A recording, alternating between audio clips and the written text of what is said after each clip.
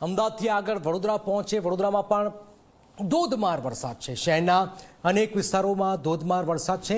ભારે વરસાદથી અનેક વિસ્તારો પાણી થયા છે। વાહન ચાલકો રાહદારીઓ પરેશાન થઈ રહ્યા છે। વડોદરા પાણી થઈ રહ્યું છે। વડોદરાના તમામ વિસ્તારોમાં પાણી છે, વરસાદી માહોલ છે। આપ જોઈ રહ્યા છો ભારે વરસાદ વરસી રહ્યો છે।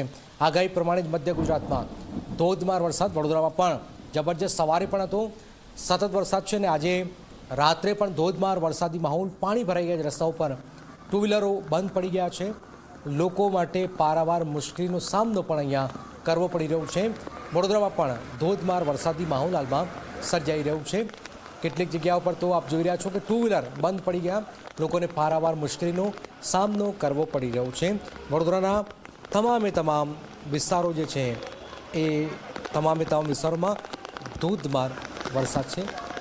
બે દ્રશ્યો આપણી ટીવી સ્ક્રીન પર, ટુ વ્હીલર, ફોર વ્હીલર ફસાઈ ગઈ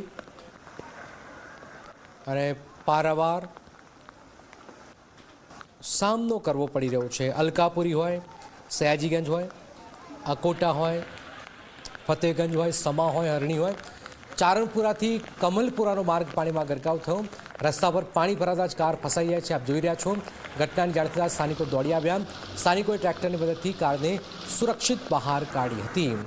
કારેલીબાગ, માંજલપુર, વાઘોડિયા, મકરપુરા, રાવપુરા, દાંડિયા બજાર, તમામ જે વડોદરાના વિસ્તારો જે છે ત્યાં ધોધમાર વરસાદ વરસ્યો છે, જેના કારણે પાણી થયું છે। આ જે કાર ફસાઈ ગઈ છે, આપ જોઈ રહ્યા છો, એ કાર જે ફસાઈ હતી એ ચારણપુરાથી કમલપુરાનો જે માર્ગ જે છે એ પાણીમાં ગરકાવ થઈ અને ત્યાર પછી આ કારને ટ્રેક્ટરની મદદથી બહાર કઢાઈ હતી।